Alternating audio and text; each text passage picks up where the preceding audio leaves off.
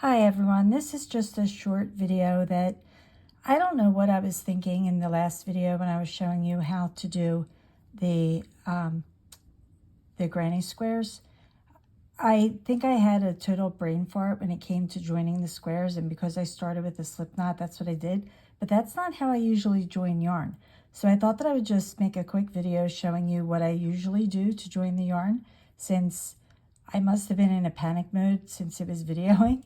I don't know.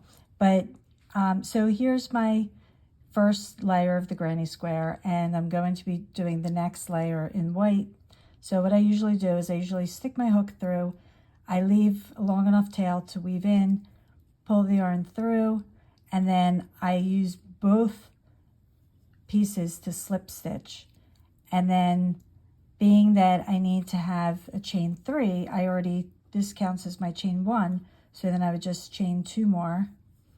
And now this counts as my first double crochet, and then I just leave the tail to weave in later. Or you could, put it over the side and crochet over it for the next couple of double crochets.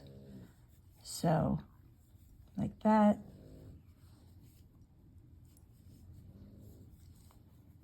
And then leave it hanging, and then I would jump over to the other side and do my next cluster of triple crochets.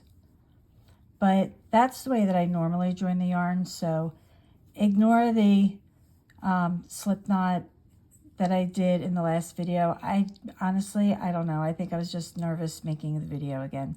So I hope that helps, and I'll see you in the next one where I'll show you how to make the granny square without changing colors.